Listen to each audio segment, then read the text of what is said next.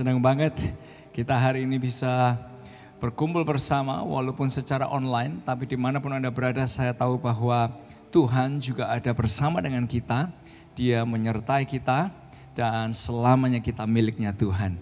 Itu harus kita pegang bersama-sama. Nah, hari ini kita dapat kesempatan untuk memuji Tuhan, berdoa, meminta, memohon. Dan sebentar kita juga akan dapat kesempatan untuk memuji Tuhan lewat persembahan keuangan kita bersama. Nah, oleh sebab itu di hari ini saya ingin menceritakan kepada Bapak Ibu Saudara sekalian apa yang Tuhan sudah kerjakan. Lewat perpuluhan Anda, lewat persembahan Anda semua, gereja kita boleh terus menjadi jembatan bagi orang-orang yang membutuhkan. Kalau mungkin di hari Kamis kemarin Pastor Elishiba sempat cerita kepada kita tentang bagaimana Tuhan menolong orang yang minta didoakan ya. 2 minggu lalu untuk pekerjaan, hari ini dalam kondisi yang tidak mudah, Tuhan membukakan jalan supaya dia punya pekerjaan yang baik dan layak. Boleh gak kasih tepuk tangan digital dimanapun Anda berada, bahkan ada yang sakit ya, ketika saturasinya turun, didoakan, dia bisa lihat mujizat, saturasinya bisa naik. Dan saya rasa itu bukan hanya karya obat atau kerja dokter, tapi kalau saturasi bisa naik, itu semua campur tangan Tuhan dalam kehidupan manusia. Dan bahkan kemarin saya lihat ada orang yang kirim kesaksian juga, mungkin di SMS dan di banyak chat beberapa kali.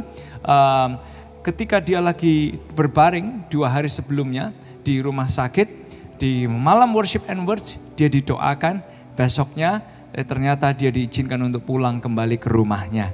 Dan bahkan Bapak Ibu Saudara sekalian, ada yang CT-nya begitu rendah, setelah dites, didoakan, ternyata CT-nya juga bisa naik dan dia juga boleh pulang. Ada banyak kesaksian yang luar biasa dan bahkan di hari-hari ini kegiatan sosial kita boleh terus berjalan, mengedukasi, menolong orang, termasuk kemarin, termasuk hari ini lewat support dari jemaat yang ada, kita bisa membagikan makanan gizi kepada orang-orang yang membutuhkan. Nah, oleh sebab itu thank you buat generosity Anda dari Alpha Omega Church maupun jemaat dan semua kawan AOC yang terus terlibat bersama-sama lewat persembahan perpuluhan dan keuangan saudara, memampukan gereja ini untuk menjadi jembatan bagi siapapun yang membutuhkan. Lewat tempat ini banyak orang ditolong, banyak orang dirubahkan kehidupannya dan mengalami Yesus dalam kehidupan mereka. Sebentar kita mempersiapkan persembahan kita bersama-sama, boleh kita berdoa bersama.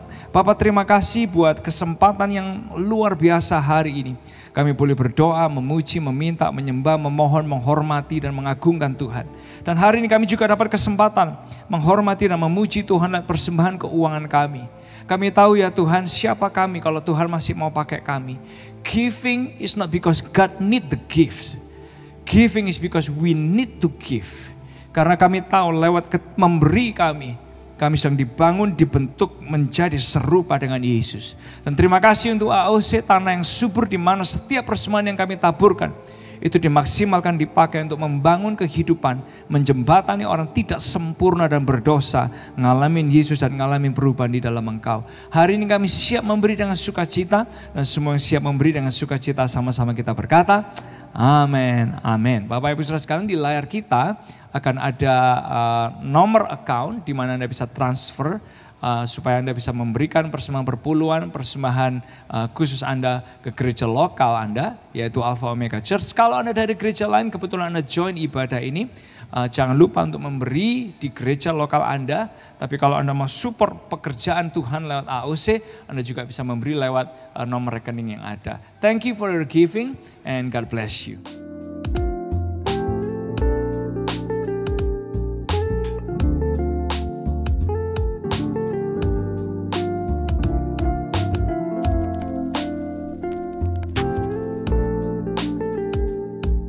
Oke, Bapak Ibu Saudara sekalian, terima kasih buat siapapun Anda yang memberi hari ini.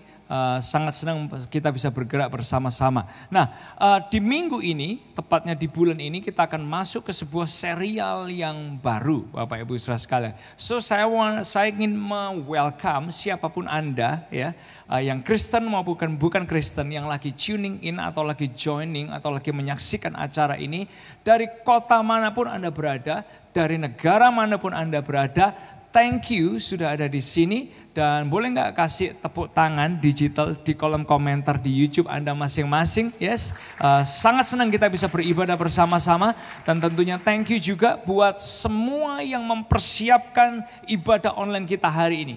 Bagi kita kelihatannya gampang, tinggal klik YouTube Bapak Ibu Saudara sekalian. Tapi ada begitu banyak orang yang memikirkan, merencanakan, mengatur semua ini supaya ibadah boleh berjalan dengan lancar. Boleh nggak kasih tepuk tangan digital bagi mereka juga? Dimanapun Anda berada, thank you buat yang sudah kasih tepuk tangan. Really means a lot buat semua yang melayani hari ini. Baik yang asyir online, baik yang sedang mempersiapkan, yang di balik panggung, termasuk yang di atas panggung. Kita semua sangat bersyukur Anda bisa diberkati dan bersama-sama kita bisa beribadah dengan baik karena ada orang-orang yang melayani dan memberikan hatinya untuk Tuhan. Nah, hari ini kita masuk ke sebuah serial yang baru Bapak Ibu Saudara sekalian. Judulnya adalah I Hate Church ya. I Hate Church. Nah, menarik sekali Bapak Ibu Saudara sekalian ketika kita membahas tentang I Hate Church.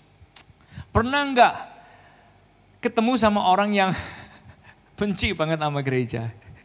He or she itu hates church so much gitu.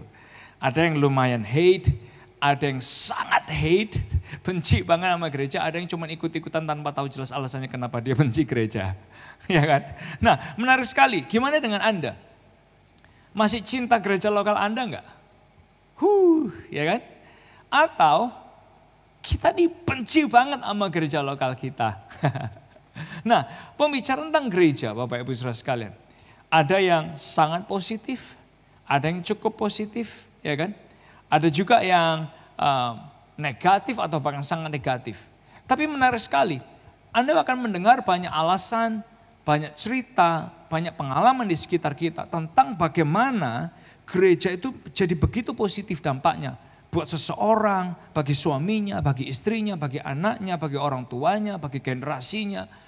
Atau bahkan bagi diri orang tersebut. Bahkan dia bisa cerita pengalaman, alasan di tengah ketidaksempurnaan gereja. Bagaimana gereja itu menolong dia untuk bisa jumpa dengan Yesus. Tapi ada juga begitu banyak orang yang dia bisa cerita alasan dan pengalamannya kenapa mereka benci gereja. Tapi lewat pembahasan selama 1 bulan ini. Lewat pembahasan selama 1 bulan ini seperti orang lihat pohon masalah, kita langsung cari akarnya. Demikian juga dalam 1 bulan ini Bapak Ibu Saudara sekalian, kita akan melihat alasannya dan kita akan melihat akarnya. Apa saja sih yang sering kali membuat kita merasa atau bahkan orang di sekitar kita atau bahkan hari ini Anda nggak pernah memikirkan membenci gereja, you are very positive, Anda orang dinamis, Anda orang semangat, ya kan? Dan Anda tahu ketidaksempurnaan tapi Anda bisa lihat over semua ketidaksempurnaan itu dengan kacamata dan perspektif yang positif. Thank you, you're amazing. Gak gampang jadi orang seperti itu. Tapi hari ini kita akan selama 1 bulan ini kita akan melihat apa sih akarnya yang membuat saya atau kita semua bisa hating the church, membenci gereja. Dan ketika kita mau jujur, Anda mau jujur dan bersyukur banget AOC adalah gereja yang jujur dan membahas tentang why we hate church. Kenapa saudara? Guess what? Apa yang bisa terjadi?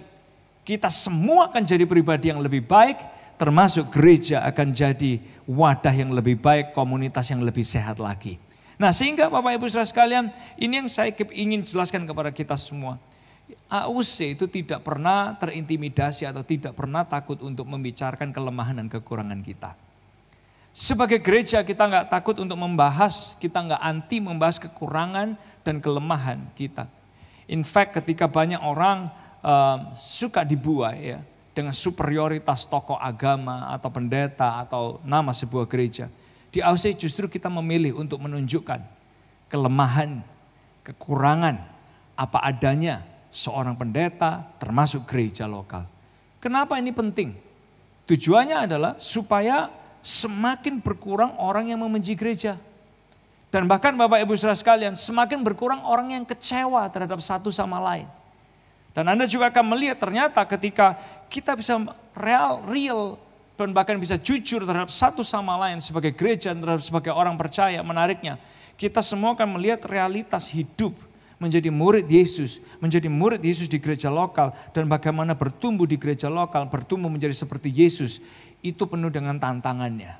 Nah oleh sebab itu lewat kesempatan ini, bersyukur banget kalau Anda ada di YouTube-nya Alpha Omega Church atau Anda sedang menyaksikan ibadah ini. Bukan sebuah kebetulan. Tapi karena Tuhan mau titipkan pesan buat saya, buat kita semua yang sedang mengikuti ibadah ini, supaya kita sama-sama boleh menjadi kepanjangan tangan Yesus dimanapun Anda berada. Dan menjadi orang yang bukan hanya bisa hating church, but kita bisa ini sama-sama loving our local church. Boleh nggak ketik di kolom komentar ini saudara, I love my church. Boleh nggak? I love my church. Di kolom komentar dimanapun Anda berada, I love my church. Nah, di bagian yang pertama tentang I hate church ini Bapak Ibu Saudara sekalian, kita akan membahas sama-sama tentang kok kita nggak boleh tanya dan ragu. Kenapa sih kok kita nggak boleh tanya dan kita nggak boleh ragu? Ya kan? Nah, kata-kata gini, mana boleh tanya, mana boleh ragu. Itu seringkali muncul Bapak Ibu Saudara. Apalagi ketika Anda udah cukup lama atau cukup dalam atau cukup dekat dalam konteks gereja lokal, melayani dan lain sebagainya. Seringkali pertanyaan ini muncul, kok nggak boleh nanya? Atau mungkin kita merasa rasanya meragukan itu sesuatu yang tabu. Meragukan itu sesuatu yang dosa. Bahkan tanya itu sesuatu yang kelihatannya kayak nggak sopan, ya kan? Tanya itu sesuatu yang kelihatannya sepertinya seolah-olah kayak kurang ajar gitu. Bahkan Bapak Ibu Saudara sekalian, beberapa orang merasa gini, saya nggak bisa nanya kepada orang di gereja saya. Saya nggak bisa nanya kepada leader saya, kelihatannya nanti mereka nggak suka, kelihatannya mereka akan marah. Banyak banget asumsi dan bahkan seringkali orang merasa gini, kita nggak boleh nanya, kita nggak boleh ragu ketika ada di gereja. Nah justru hal seperti ini yang membuat susahnya percakapan yang genuine, pembicaraan yang genuine itu bisa terjadi di dalam gereja. Nah oleh sebab itu Bapak Ibu Saudara sekalian, ingatlah kata-kata ini baik-baik. Pertanyaan dan keraguan seringkali malah bisa mendorong penyelarasan. Pertanyaan dan keraguan seringkali bisa mendorong penyelarasan. Boleh nggak Anda ketik sama-sama di kolom komentar di YouTube dimanapun Anda berada. Pertanyaan dan keraguan seringkali bisa mendorong penyelarasan. Ya, penyelarasan itu artinya you can walk together, you can think the same, you can talk the same, bahkan kita bisa bergerak bersama-sama dan apapun perbedaan kita. Pertanyaan dan keraguan seringkali bisa mendorong penyelarasan. Pertanyaan keraguan entah itu soal Tuhan, soal kehendak Tuhan, soal mengenali kehendak Tuhan, termasuk doktrin gereja lokal kita, the leadership style, ya kan, the leadership culture yang ada, tata keuangan gereja, termasuk visinya, misinya, value-nya, budayanya. Sebetulnya pertanyaan dan keraguan tentang semua ini bisa mendorong penyelarasan. Termasuk ketika Anda tanyakan tentang why discipleship, why cell group, why we do what we do. Semuanya ini pasti akan ada pertanyaan, tapi Bapak Ibu Saudara sekalian, pertanyaan dan keraguan seringkali justru malah bisa mendorong yang namanya penyelarasan. Yes, memang ada nih pertanyaan yang nggak membangun, malah merusak gitu kan. Tapi ada kok pertanyaan yang sebetulnya malah bisa membangun dan menyelaraskan. Yes, memang ada keraguan yang sebetulnya malah merusak. Tapi juga ada keraguan yang malah bisa membangun dan menyelaraskan. Nah, menarik sekali Bapak Ibu Saudara sekalian. Keraguan, pertanyaan-pertanyaan kehidupan itu seringkali muncul ketika seseorang itu dia ngalamin masa yang gak enak. Misalnya dia ngalamin sakit, ngalamin kerugian, ngalamin kehilangan orang dikasihi, ngalamin mungkin kebangkrutan, ngalamin mungkin kekecewaan, ngalamin mungkin sakit hati, ngalamin banyak hal yang negatif sehingga Bapak Ibu Saudara sekalian muncul begitu banyak keraguan dan pertanyaan. Nah di momen Anda punya pertanyaan dan keraguan, penting banget kalau Anda AOC Family and Friends dimanapun Anda berada, ingat kata-kata ini baik-baik. Sebetulnya pertanyaan dan keraguan seringkali bisa mendorong penyelarasan. Ya. Pertanyaan dan keraguan seringkali bisa mendorong penyelarasan. Boleh nggak ketik sekali lagi dimanapun Anda berada, pertanyaan dan keraguan bisa mendorong penyelarasan. Oleh sebab itu coba dengarkan isi hati kita, Bapak Ibu Saudara sekalian. Ini merupakan salah satu isi hati AOC. Kalau kita nggak tanya, maka kita nggak akan pernah bisa terima jawaban dan penjelasan serta pertimbangan. Betul ya? Nah, tanpa jawaban dan pertimbangan, maka pertanyaan kita itu akan terus jadi pertanyaan yang tidak terselesaikan dan bahkan akan jadi sebuah keraguan dalam hidup kita yang seringkali malah menjauhkan dan memisahkan kita dari komunitas orang percaya, termasuk dari Tuhan yang sebetulnya dia sangat bisa dipertanyakan dan dia mau ditanyai. Dia sangat mau menanggapi pertanyaan-pertanyaan kita yang terberat sekalipun. Nah, oleh sebab itu Bapak Ibu Saudara sekalian, yang namanya keraguan pertanyaan itu sebetulnya boleh. Karena apa? Justru dari situ kita belajar, kita merenung, kita ditantang untuk mengambil langkah yang lebih baik dalam kehidupan kita semua. Nah, sehingga Bapak Ibu Saudara, kalau ada keraguan, ada pertanyaan, salah satu cara menyelesaikannya adalah ya nanya aja, cari penjelasan supaya Anda nggak perlu bingung, ya kan? Nah, oleh sebab itu ketika kita sama-sama melihat tentang pertanyaan dan keraguan, menarik sekali ketika kita lihat di Alkitab. Tuhan dia bukan Tuhan yang terintimidasi kalau dia diajukan pertanyaan. Dia juga bukan Tuhan yang insecure kalau kita punya keraguan sama dia. No, Tuhan bukan Tuhan yang seperti itu. Atau mungkin kita berpikir ya kalau nanti nanya sama Tuhan atau kita ragu sama Tuhan, dia lihat wajah kita, dia skip kita. Enggak, dia bukan Tuhan yang kayak orang suka skip instastory-nya orang lain gara-gara gak seneng sama wajahnya seseorang yang muncul di instastory. Dia bukan Tuhan yang kayak gitu. Dia bukan Tuhan yang insecure, dia bukan Tuhan yang terintimidasi. Justru ketika kita punya pertanyaan, kita punya keraguan, dia Tuhan yang hatinya sangat luas untuk bisa menanggapi pertanyaan dan keraguan kehidupan kita. So, saya kepingin Anda lihat dalam Yohanes pasal yang ke-20, di mana sebetulnya momen ini kalau terjadi sama saya atau terjadi kepada Anda, Anda bisa kecewa, Anda bisa down, Anda bisa patah semangat, Anda bisa kayak kehilangan, kenapa saya melakukan semua yang saya lakukan? Gara-gara momen ini sebetulnya itu bisa terjadi. Tapi kita akan lihat sama-sama cara Yesus dia menanggapinya. Dalam Yohanes pasal yang ke-20, ayat yang ke-25 sampai yang ke-27. Sekali lagi kalau ini kita manusia biasa atau mungkin orang gak punya kebesaran hati, or we are very insecure leader atau orang yang sangat insecure dan sensitif banget gitu perasaannya. Ini mungkin gak gampang untuk dihadapi. Tapi kita akan lihat sama-sama gimana Jesus deals with questions, with doubts. Dalam Yohanes 20 ayat 25 sampai yang ke-27. Ayat 25. Maka kata murid-murid yang lain itu kepadanya, kami telah melihat Tuhan. Murid-murid yang lain was very excited. Karena Yesus habis mati, ya kan? Dia udah bangkit, lalu yang lain itu udah ngelihat Tuhan. They came with very exciting news bahwa kami telah melihat Tuhan gitu. Very exciting. Tapi ternyata Thomas berkata kepada mereka, sebelum aku lihat bekas paku pada tangannya, sebelum aku mencucukkan jariku ke dalam bekas paku itu dan mencucukkan tanganku ke dalam lambungnya, sekali-kali aku gak akan percaya. Bisa bayangin gak? Ruangan yang atmosfernya lagi very exciting, very positif, tiba-tiba ada orang ngomong gitu. Can you imagine apa yang akan terjadi di ruangan itu? Langsung puff, kayaknya ya benar juga ya, ya benar juga ya, ya benar juga ya, ya gak sih? Karena ada satu orang very kayak questioning tentang kebangkitan Yesus, bahkan dia meragukannya. 8 hari kemudian, ayat 26, murid-murid Yesus berada kembali dalam rumah itu dan Thomas bersama-sama dengan mereka. Sementara pintu-pintu terkunci, menarik sekali, Yesus datang dan ia berdiri di tengah-tengah mereka dan berkata, damai sejahtera bagi kamu.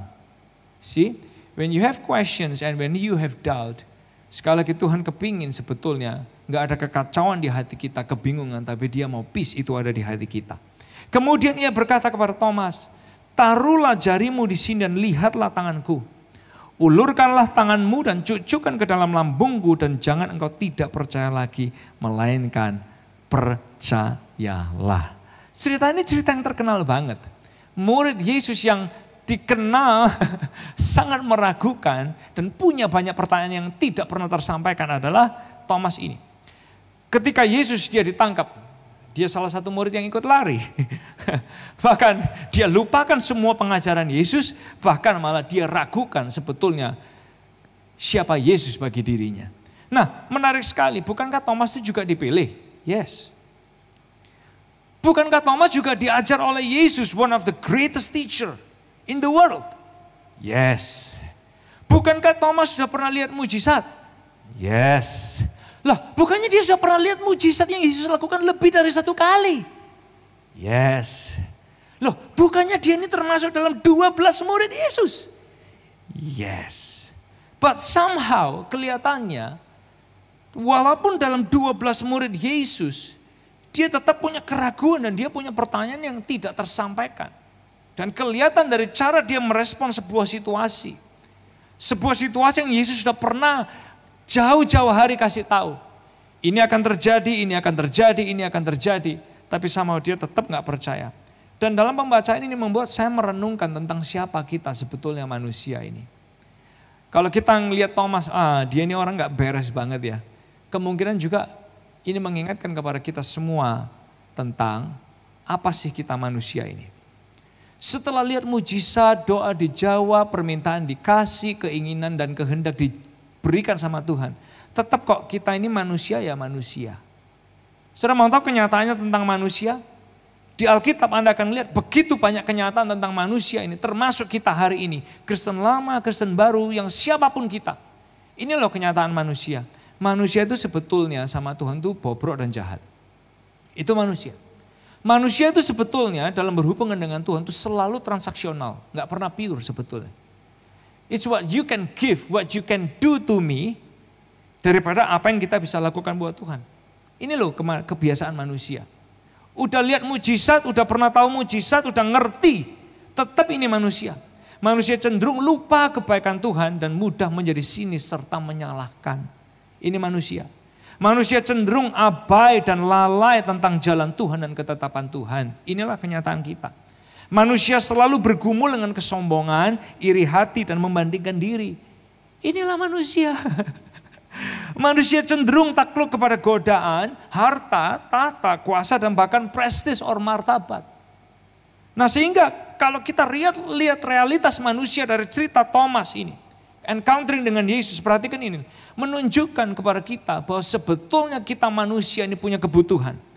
We need constant guidance. Kita itu perlu nasihat dan tuntunan yang konstan datang dari Tuhan bagi kehidupan kita. Sangat-sangat membutuhkan tuntunan dan nasihat dari Tuhan. Nah sehingga Tuhan dia sendiri, dia mau dikenal dalam pemazmur yang mengatakan Mazmur 73, 24. Dia bilang gini, dengan nasihatmu engkau menuntun aku. Sebagai manusia yang seperti itu bobroknya, kita ini perlu dituntun sama Tuhan.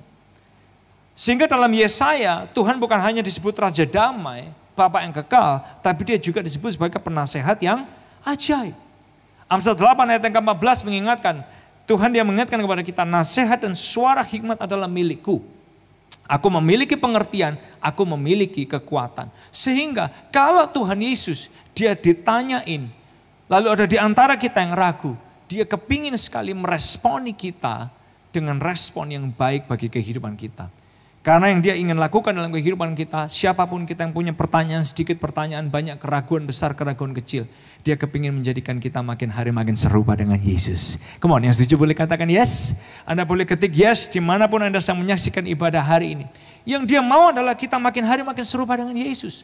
So you need constant guidance dari Tuhan. Oleh sebab itu jangan ragu untuk bertanya, jangan ragu untuk ini saudara menyampaikan dan minta penjelasan kita daripada Tuhan. Nah membawa kita ke poin yang pertama hari ini. Apakah kita pribadi yang buruk kalau kita bertanya dan ragu? Tidak. Di Alkitab itu ada faktanya gini. Ada orang yang gak pernah menyaksikan kuasa, kebesaran, mujizat Tuhan dan orang tersebut ragu? Banyak banget. Tapi ada gak orang yang sudah lihat kuasa, mujizat, kebesaran Tuhan tapi masih ragu? Juga sangat banyak banget. Nah sehingga Bapak, salah satu contoh saya menemukan dalam sebuah cerita di Alkitab di Perjanjian Lama, orang namanya Gideon. Gideon ini kurang apa? Dari orang yang terlemah, dari orang yang kaumnya paling kecil mungkin, dia merasa dia gak punya apa-apa, gak bisa apa-apa. Tiba-tiba Tuhan pilih dia loh, untuk jadi heroes, pahlawan, hakim bagi Israel. Dia masih ragu, Tuhan kasih tanda. Sudah dikasih tanda masih ragu lagi enggak? Iya masih ragu lagi. Kasih tanda lagi. Sudah dikasih tanda masih ragu lagi enggak? Masih ragu lagi. kasih tanda lagi. Sampai akhirnya enggak perlu dia tanya, enggak perlu dia ragu, Tuhan kasih langsung tanda lagi. Kasih tanda lagi. Untuk memastikan bahwa menunjukkan kepada kita semua bahwa sebetulnya Tuhan mau kok meresponi ketika kita punya keraguan dan pertanyaan. Nah, tapi intinya gini, jangan berhenti. Jangan berhenti hanya pada level bertanya dan ragu. Jangan hanya berhenti di sana. Why? Karena kita bukan pribadi yang buruk kalau kita bertanya dan kita ragu. Tapi kita jadi pribadi yang tidak sehat kalau kita hanya mau sekedar tanya dan meragukan. You have to move on dari level bertanya dan ragu. Sekali lagi, kita bukan pribadi yang buruk kalau kita bertanya dan kita ragu. Tapi kita jadi pribadi yang tidak sehat kalau kita hanya maunya nanya dan meragukan aja. Kalau kita hanya puas di level itu. Gideon, dia ragu. Dia tanya, dia ragu lagi, dia ragu lagi, dia ragu lagi. Tapi dia nggak berhenti di sana. Akhirnya dia memutuskan untuk berjalan melangkah bersama dengan Tuhan ketika Tuhan paksa dia berperang melawan 15.000 pasukan hanya dengan 300 tentara. Di tengah keraguannya dia belajar untuk apa? Melangkah. Dia belajar untuk ambil tindakan nyata. Dia belajar berjalan bersama dengan tuntunan dan nasihat Tuhan. Nah, cara Yesus meresponi Thomas itu juga menarik sekali. Yesus seolah-olah kayak nggak merasa kayak Thomas nih jengkelin, Thomas nih ngecewain. Udah 3 tahun ya, lu gua ajarin.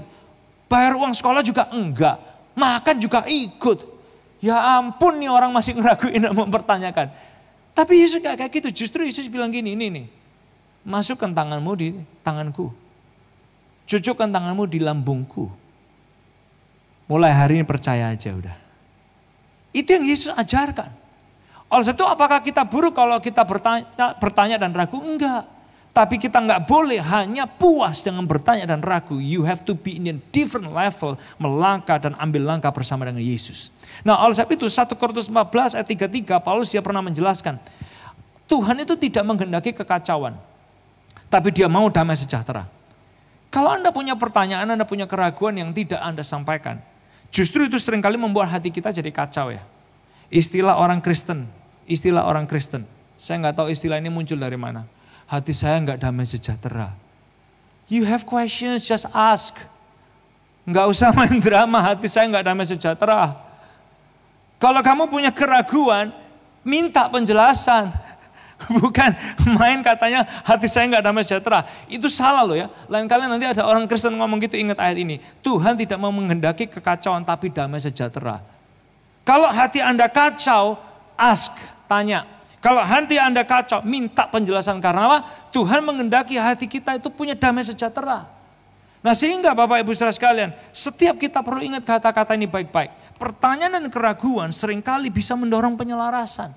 Kita akan makin selaras dengan kehendak Tuhan, kita akan makin selaras dengan visi Tuhan bagi kehidupan kita. Nah sehingga yang pertama, kalau kita nanya, kita ragu, apakah kita buruk? Tidak. Membawa kita ke poin yang kedua, Bapak Ibu Saudara sekalian. Bertanya dan ragu kadang diperlukan. Bertanya dan ragu kadang diperlukan. Why? Supaya kita bisa jadi lebih baik lagi. Supaya kita bisa jadi lebih baik lagi. Boleh nggak Anda ketik di kolom komentar, supaya kita jadi lebih baik lagi. Nah, suatu ketika ini gimana Yesus dealing with questions and doubts. Dalam Matius pasal yang ke-11, ayat yang ke-3 sampai yang ke-5. Yohanes lagi di penjara, ini Yohanes ya, pembaptis lagi di penjara. Lalu dia kirim murid-muridnya untuk tanya kepada Yesus. Dan murid-murid Yohanes itu tanya, engkaukah yang akan datang itu dan haruskah kami menantikan orang lain? Tahu enggak? Di ayat Alkitab enggak dibilang gini, maka Yesus menghardik mereka, enggak. Kalau badai dihardik. Jawabannya juga bukan gini, maka Yesus menghakimi mereka, juga enggak. Tapi ternyata di Alkitab dijelaskan gini, Yesus menjawab. Makanya ayatnya bilang gini, mintalah maka kamu akan diberi. Simple. Kalau Anda punya pertanyaan, Anda punya keraguan, cara menyelesaikannya adalah tanya dan cari penjelasan. Nah sehingga kadang pertanyaan dan keraguan itu dibutuhkan. Nah saya kalau boleh ilustrasikan ini yang terjadi di hari-hari ini. Anda pernah tahu nggak yang namanya vaksin? Wah, langsung seluruh Indonesia udah tahu yang namanya vaksin, bahkan sampai di luar negeri udah tahu yang namanya vaksin, ya kan? Nah, saudara tahu kan sebetulnya vaksin itu apa? Untuk menghindari penyakit di hari esok, maka penyakit tersebut itu diambil sedikit, ya kan, dimatikan kekuatannya, lalu disuntikkan kepada kita. Vaksin, divaksin namanya, dimasukkan. Supaya nanti kalau penyakit itu dia mau menyerang tubuh kita, di dalam tubuh kita ini sudah tahu, udah pernah familiar nih dengan topik ini nih, ya kan. Sehingga kita bisa makin kuat menghadapinya. Nah, sama halnya dengan pertanyaan dan keraguan. Apa yang membuat saya dulu kecewa banget dan pahit banget dengan yang namanya gereja? Karena saya punya pertanyaan dan keraguan yang tidak saya tanyakan dan saya tidak cari penjelasan. Tapi kenapa hari ini I love local church? Saya begitu passionate tentang local church. Karena saya menemukan ternyata banyak hal yang saya pertanyakan, itu Tuhan bisa kasih jawabannya.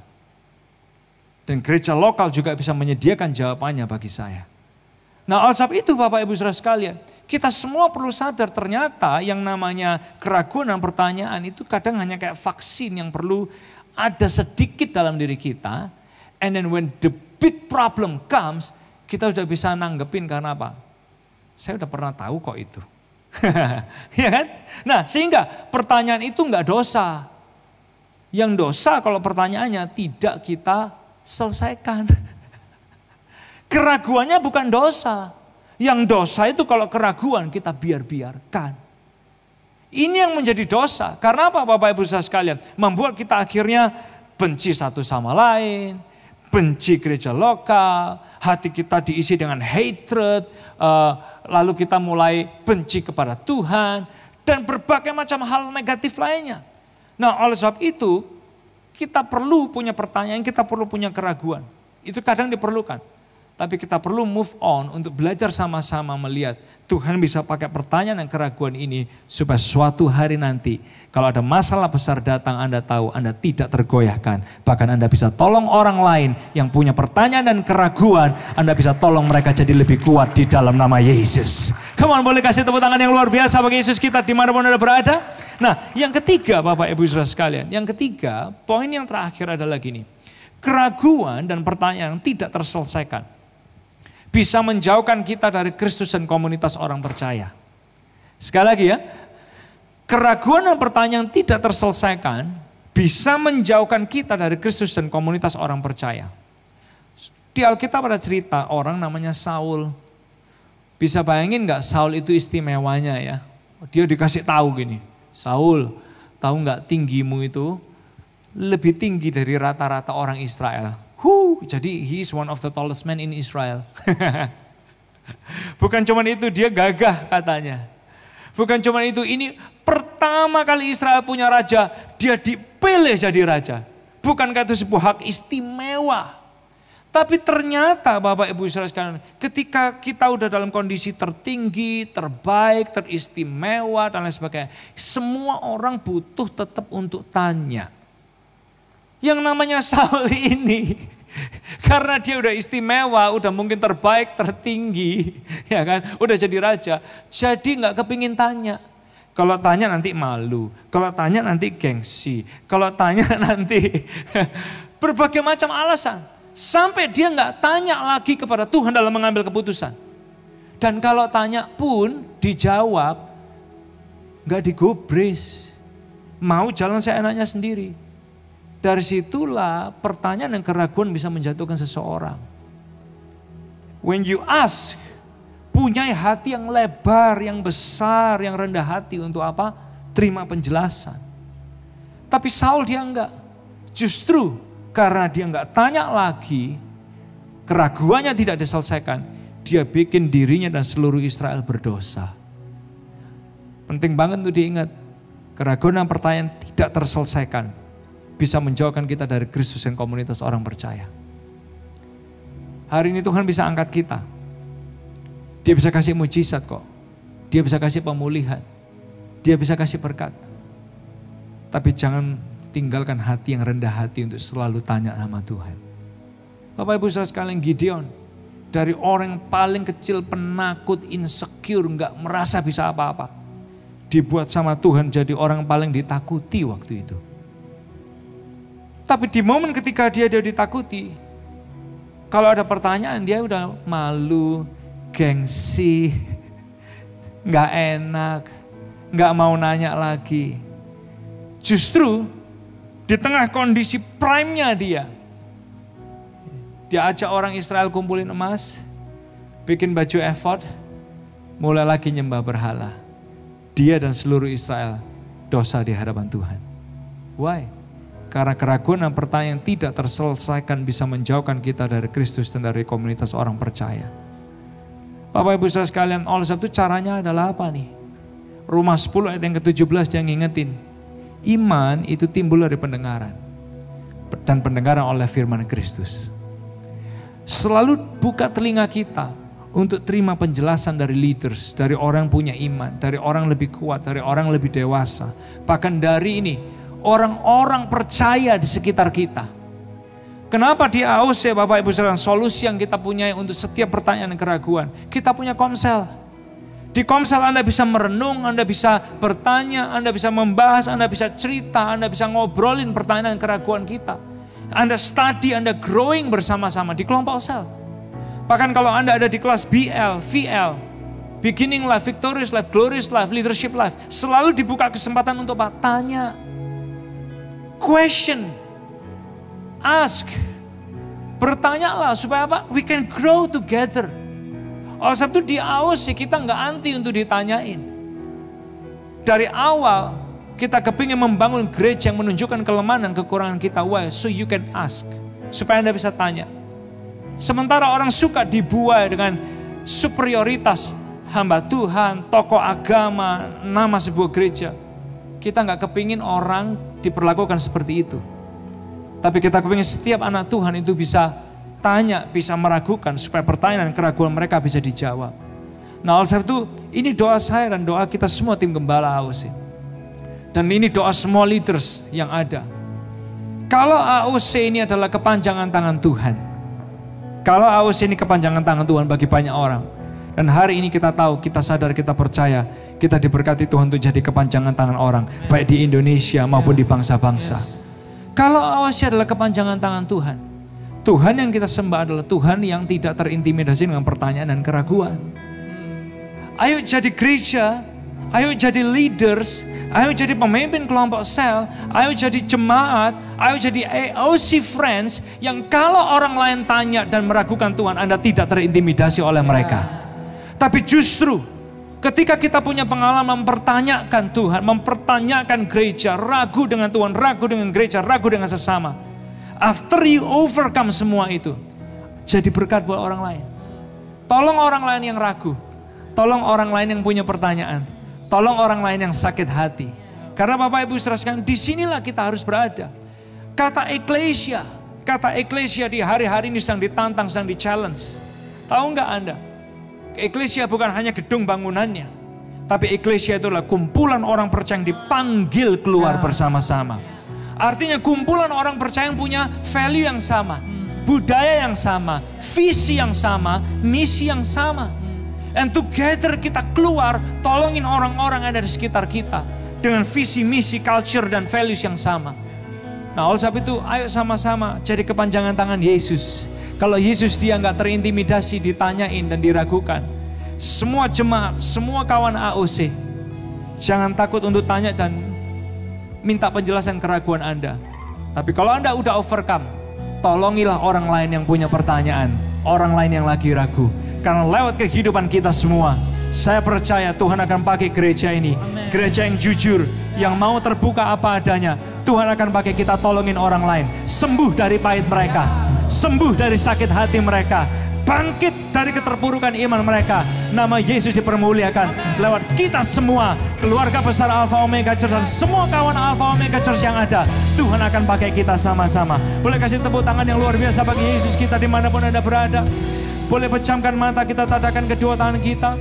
Nyanyikan lagu ini bersama-sama. Biar lewat setiap proses, lewat setiap pergumulan, makin hari makin serupa dengan Yesus. Kau Tuhanku, yang turut. Kalau Anda lagi duduk di ruangan Anda, boleh nggak berdiri sama-sama? Kalau Anda lagi duduk, lagi rebahan, ayo berdiri sama-sama nyanyikan lagu ini. Come on, let's just declare. Tuhan, Kau mendatangkan semua kebaikan bagi hidup kami. Orang yang mengasihi, Kau jadikan serupa dengan Kau Tuhanku, Kau Tuhanku yang turut bekerja di dalam segala perkara hidupku. Kau datangkan semua kebaikan, Kau jadikan serupa dengan Come on, one more time. Kau Tuhanku, yes, Kau yang turut bekerja di dalam segala perkara hidupku. Kau datangkan semua kebaikan, Kau jadikan serupa denganmu. Bapak Ibu Saudara sekalian, Anda yang sedang menyaksikan ibadah IOC Online Service, boleh nggak doakan kata-kata doa ini bersama dimanapun Anda berada.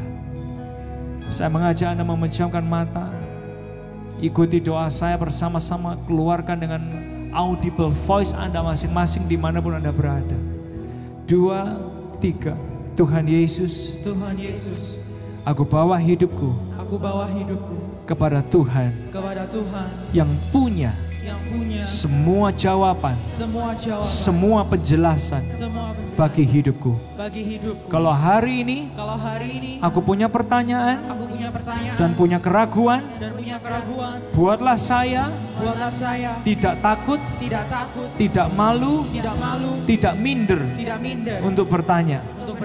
Saya percaya Tuhan bisa membangun hidup saya, membangkitkan kehidupan saya, dan bahkan Tuhan akan pakai saya, orang yang punya pertanyaan, orang yang punya keraguan, untuk menyembuhkan, untuk memulihkan, untuk menjadi jawaban bagi orang lain yang lagi bergumul dengan pertanyaan dan keraguan.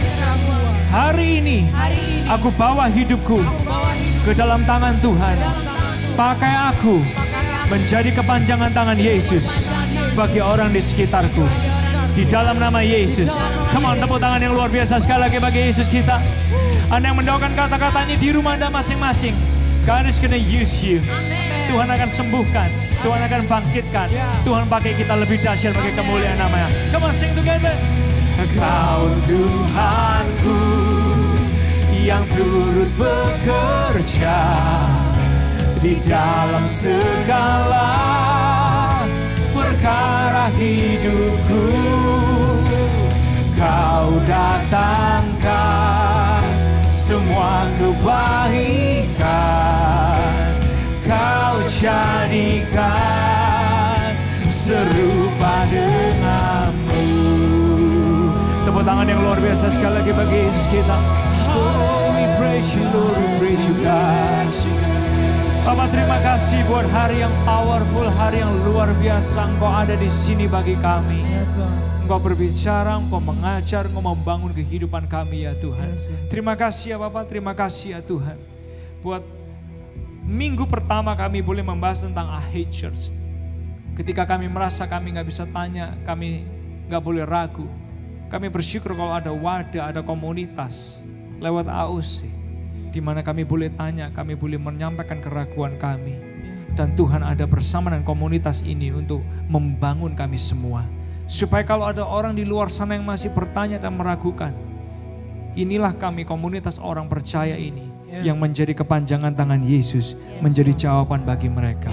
Terima kasih ya Tuhan, tiba saatnya kami melakukan aktivitas kami masing-masing dan menadakan kedua tangan kita untuk menerima doa berkat. Diberkati setiap jemaat Tuhan dengan berkat yang berlimpah-limpah. Berkati kesehatan kami dan keluarga kami. Berkati pendidikan dan kecerdasan next generation kami. Berkati cinta kami kepada Tuhan makin hari makin cinta Yesus. Berkati pekerjaan keuangan kami, bukan hanya lihat keberhasilan. Izinkan kami semua berjaya di dalam anugerahnya Tuhan.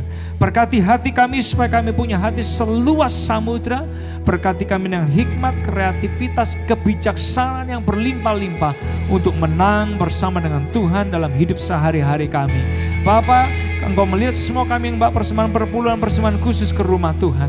Engkau tidak pernah kembalikan sama. Engkau membuat kami menuai perkara ajaib demi perkara ajaib dalam tiap langkah hidup kami. Terima kasih ya Tuhan, hari ini kami sadar, kami dipulihkan, kami dibangun. Karena Tuhan adalah Tuhan yang tidak insecure dengan pertanyaan dan keraguan. Justru Tuhan pakai kami untuk menjadi kepanjangan tangan Yesus dimanapun kami berada. Di dalam nama Tuhan Yesus yang diberkati, sama-sama kita berkata, amin, amin, amin. Boleh kasih tepuk tangan dimanapun Anda berada. Secara virtual kasih komentar, happy Sunday. Thank you for watching and tuning in. And God bless you. See you hari Kamis worship and words. Dan hari Minggu ibadah bersama. God bless you.